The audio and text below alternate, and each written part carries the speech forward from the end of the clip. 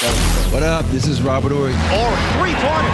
Buries it. You might know me as Big Shot Bob. To Ory for three. Oh, unbelievable. This guy is off the charts. What's going on, Big Shot Bob? Robert Ory from downtown. All right, episode 75 of the shoot-around. Questions from listeners, leftover topics from the week on our Friday bonus show. If you ever have any, at Big Shot Bob Pod, all over the place, Big Shot Bob Pod at Gmail. Couple good questions to get to this week from listeners Kirk, Donny, and Harrison. All submitted good stuff. But I want to start with a guy we talked a little bit about on Tuesday, the Joker. I don't know how you feel about this, Rob, but Nikola Jokic. What does he want to see from the Nuggets? Quote, reaction. And then he said, in my country, where I'm from, after this kind of stretch, you're going to get a paycheck that's a little bit less than usual. So maybe that's what we need to do. Maybe a little motivation. So he's saying if you continue to lose, you're going to get paid less money. As a fan, I don't hate that idea. As a player, you must despise this idea. Hey, think about if you play for the Washington Wizards. Man, man. Fuck you, Jokic. I'm like, your ass is panhandling, man. my job is to play basketball. Fuck that. You know, if I do well, so be it. You taking a chance on me, and so let's do this thing. So I understand that. How about you, as a leader of that team, you take a little less and you get on their asses and make them, and pause, as you want to say, and make them play a little bit better. Yeah. I did not say I would take less. I would say they take less because they suck. I'm good. They suck. That's right. Don't you agree, Coach Malone? I don't give a shit. He doesn't care. He does not care. I don't know. I'll tell you what, as a fan, I don't hate that idea. I don't hate the idea of like getting to see what like. It's a dick move. Now, don't get me wrong. It's like the guy that goes to a restaurant and puts his tip on the table before dinner starts and tells the waitress, I'm going to take away money from the tip if you're not like refilling our drinks or getting our extra breads or whatever the hell it is. And I've seen people do that. That's what that feels like to me. But as a fan, it's kind of funny to know. I'm gonna start doing that. To know. Oh, no, it's a dick move. Don't do it. I was using it as an example of what a dick move is. I'm gonna put $300 down, and I'm like, all right, that's your tip. Let's see how much of it you keep. Yeah. Let's see how much of that you get to keep. I think it would be funny though to have a stat tracker on the side of watching people's paychecks come down as the team gets outscored. Yeah, that would be fun. Here's the thing though. What if you go out and get 35, 12, and 10, a triple dub, right? But you still lose. Like him, he had 56 against the Wizards. He scored 100 points in 24 hours last week. So you lost, and like you measure like the Wizards are the worst, so you get even more for losing to the Wizards. You get more taken away. Oh goodness, that's a good point. Yeah, I like that though. I don't hate it. You don't get anything taken away because they're technically a better team to you. So it's like if you lose to teams below you, the bigger the money get taken out of your check. Okay. Look, see, playing so hard. We're starting to develop a system that I can get behind. I'm not gonna lie. Question from Kirk, Rob. Are we all sleeping on the Grizzlies? They're the 2 seed in the West right now. Ja looks like he's playing out of his shoes like his old self. Is this a team we need to pay more attention to? And does this all come from Ja's return? You know, we think about this right before all the stuff went down with the social media. We was talking about him as being MVP. And so we know how good this dude is. It's just about him staying healthy and not going to the rack, trying to dunk on people all the time and coming up lame. So, yeah, he's talented. But I just think everybody else is stepping up too. And when you have a great player that's dynamic like him, he has a tendency to lift up the players around him. These guys are excited he's back, and they're playing with that excitement. Yeah, you remember I said before all that stuff went down with him, he was a lot of that attention that he was getting then went to Ant-Man. Not saying that Ant-Man wasn't going to be who he is and what we know him to be today, but a lot of that attention that's given to him is what was given to Ja. Ja was the one who were like, hey, this is the next guy up. This is the next face of the league and things of that nature. So now I think Ja is almost kind of flying under the radar. You know, the Grizzlies are kind of just flying under the radar, quietly doing what they need to do. And I guess he doesn't feel as much pressure in a sense. So now they just playing ball. And with them just being able to play ball, it's less than a lot of the expectations. So now they can just go out there and play freely. And I think that's pretty much what they're doing. Yeah, it's a good point. And you're right. Less eyes on you. You just get to go out and have fun and play basketball. I did find it funny this week, though, where he was like, I'm done dunking. And then the next game, he's jumping out of his shoes, slamming the ball under the basket, reverse dunks. And I'm like, don't say it. With that much athleticism, nah, he ain't gonna stop that. No, he's too good. But I'll tell you what, I've had a lot of fun watching Ja Morant the last month, where I'm like, oh my God, to your point, Rob, that's right. He was in the MVP conversation before all that shit went sideways, because just getting to watch him look like his old self from a few years ago has been a blast. And obviously, you can tell the Grizzlies are feeding off it, and they're playing good basketball right now. Good for them. Great basketball. Shams is reporting the Warriors need another star. So let me play this audio for you. We could talk about this, and I'm curious to see what you think on this, because I thought that Buddy Hield was fixing some of these problems. Malik, I'm told that the Warriors are on the real hunt for a star, a playmaker, scorer alongside Stephen Curry. And you think back to the summer when they pursued Lowry Markkanen with the Utah Jazz. They made a pitch for Paul George as a free agent with the Clippers. Are they going to find that externally outside of this roster currently, or will it be in-house? The Warriors' future will be shaped over the next few weeks and the next couple months before the trade deadline. How can they get that next championship with Stephen Curry and Draymond Green?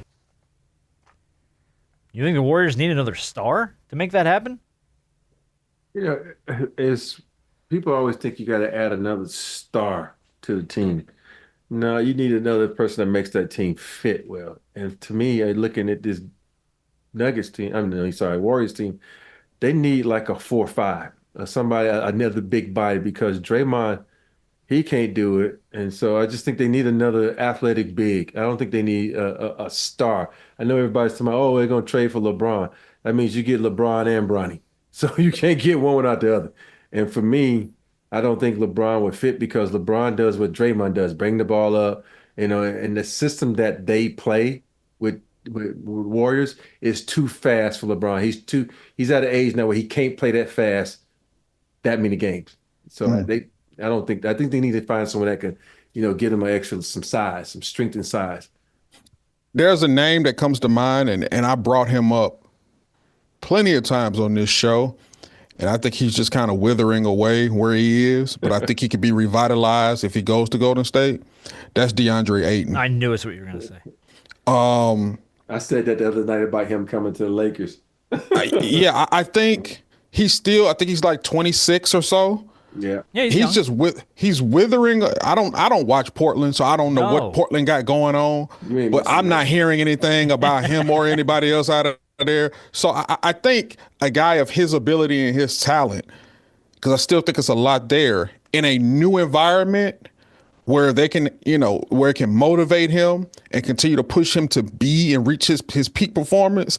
I think Golden State may be a good place, because he's still very athletic. That's the size that you need, and he can run the floor. Mm-hmm. So I think that would be a good fit. I don't know, what it would cost them. About him though is extra possessions. He's averaging like 4 offensive rebounds a game. And think about it. Those 8 points you get off that is huge, or even more, or 12 points, whatever it may be.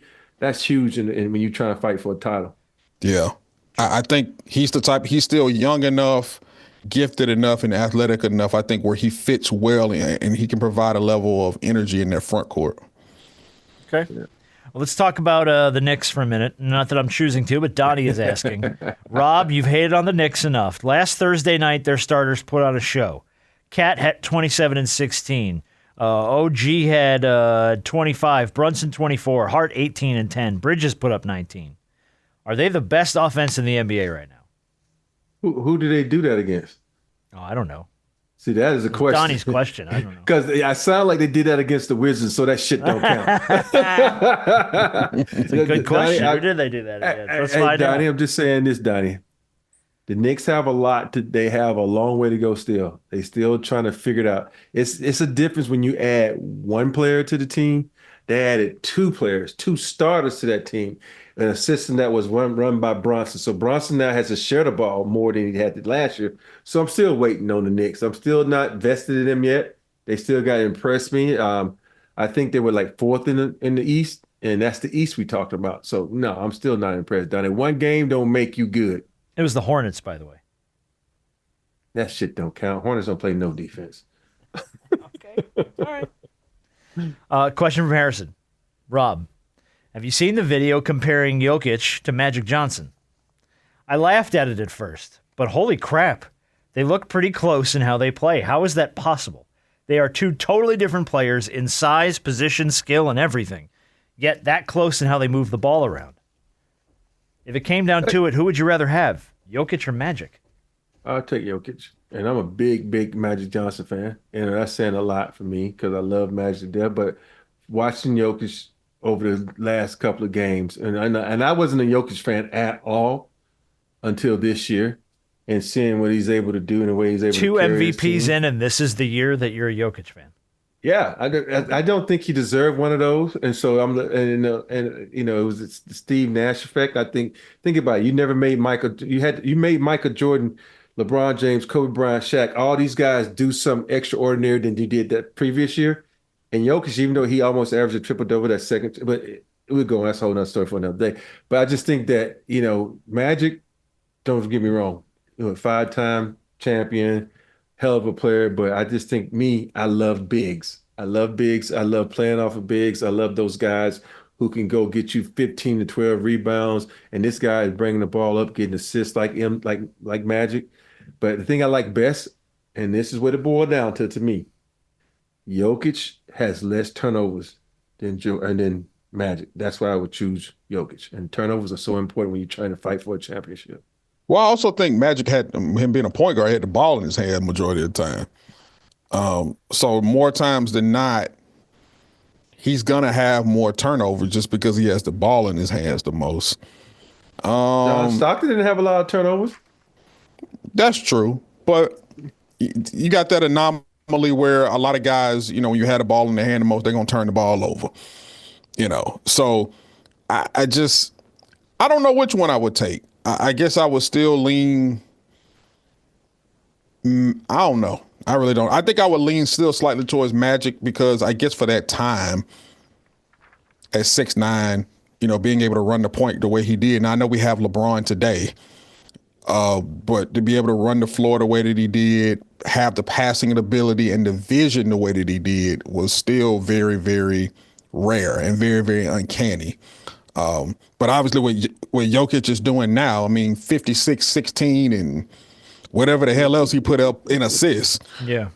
And then the thing about him is he does it with what it seems like minimal effort. Like the man be moving in slow motion. I know. Yeah. And it's like he slows the game. Like the game goes at his pace, which is absolutely amazing. For a league that likes to get up and down the floor, when he's on the floor, the game goes at his pace. The thing that's hanging me up on Harrison's question is you're comparing a guy who's still playing to a guy who has a full scope of career. You know what I mean? Like you can look at Magic Johnson and Magic Johnson's entirety and go, well, how do you not go with Magic Johnson? He won all these titles. He had all these records. He did all this stuff. And I'm like, right, but Jokic is still playing. He's only got the one title, but he's got 2 MVPs. Should have had probably 3. You could argue for that. Even though I think the Embiid Jokic years got flip-flopped somehow. Exactly. So even if he didn't win it then, he didn't win it there, he should have won it the third year and Embiid won it. So point being, you can look at kind of a scope of a career, and it is, to me, crazy, though, that at his size and the position he plays and the way he plays, that he can move the ball like he does. And that should absolutely be a film that should be shown to every player in the league today to go, look, this guy is bulky, he's kind of slow, he's a little clunky, and he can move the ball like Magic Johnson. How come you can't do it? How come? Give me a reason. So, I don't know.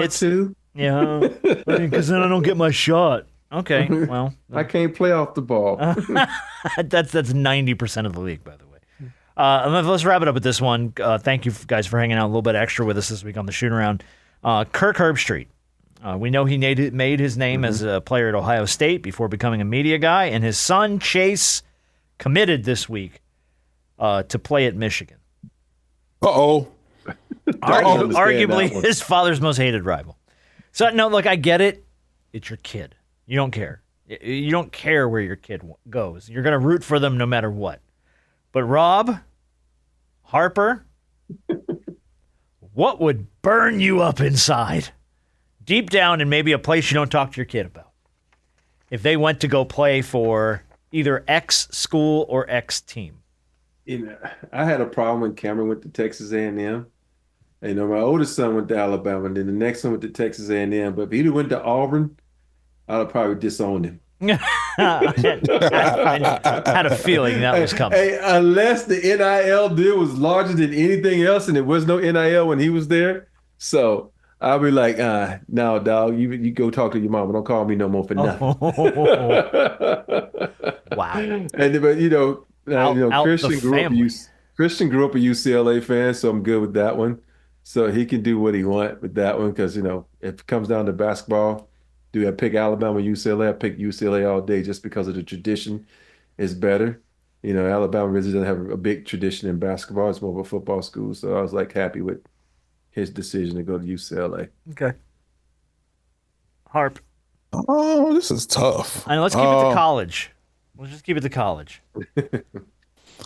Like if your kid went to college and got an opportunity to play basketball or football or any sport, of course you would. Well, I mean, I went to an HBCU. So I went to Fort Valley State University, which is here in Georgia, which is about 100 miles south of Atlanta. And our hated rival is Albany State University, which is south of Fort Valley. Same color wave and everything. Royal blue, old gold. Seriously? Yeah. They're the Albany State Rams. We're the Fort Valley State Wildcats. My child can go to any school they want to, as long as it's not Albany State.